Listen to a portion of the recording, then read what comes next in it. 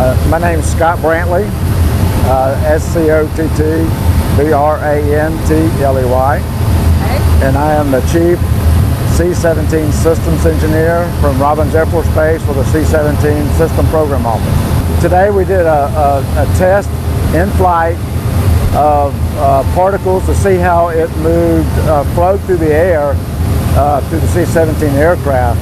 We're checking the circulation to see if particles move throughout the aircraft from the cargo compartment to the cockpit or the crew area, just to see how any migration of any viruses may move throughout the aircraft. So it's important to determine how much protection our air crews need during flight, if they're transporting any COVID patients or anybody who has symptoms, to see what kind of protection they would need to safely fly those patients home.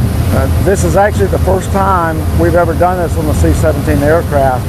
It's the first time we've ever done particle test in flight, and actually this test will allow us to do this one time and be able to use this data for any situation that occurs in the future.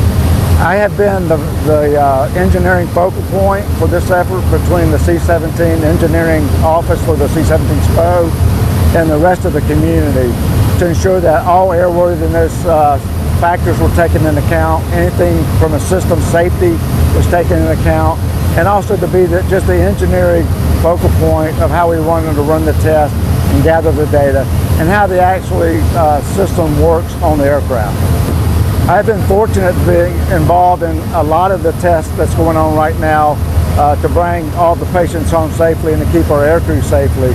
This is very important to me because being a veteran myself, I want to help in keeping our aircrew safe and doing anything that I can to play a part in that.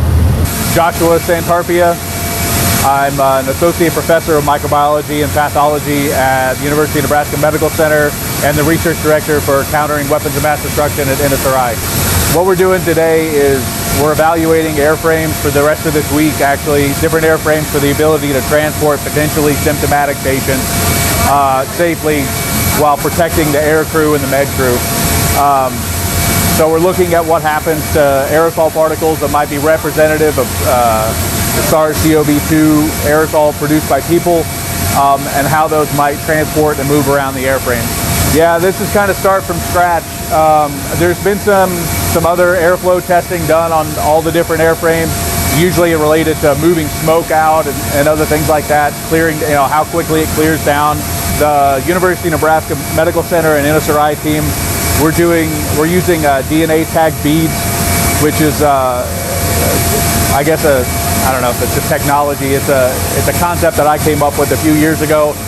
We've used it to map a lot of spaces like other aeromedical evacuation systems, like the transport isolation system. I've used it in the medical center in our biocontainment unit. I've used it in a variety of different places just to kind of look at where things transport. So we have aerosol collectors both down here in the cargo area and up in the crew compartment. We take all these surface samples to see where things deposit and where things are at in different parts of the airplane. Like my biggest concern is actually the safety. I've been working very closely with the medical crew, the CCAT team, and trying to address a lot of their concerns and how they could operate safely and care for patients safely in an environment like this. So the other thing that I'm doing right now is I'm looking at the sort of the viral shedding from COVID patients in the hospital and looking at what we find in their environments, both around their surfaces and in the air around them. And I've been doing that since we had patients at the hospital since back in late February. That and this really helps inform like the safety of the medical crew and the flight crew when you're doing an operation like this. And so putting the two together, really the whole reason I'm involved in this is just to help ensure safe operations for trying to move people back and forth. So, I mean, this goes straight back to decision makers on how best to transport patients.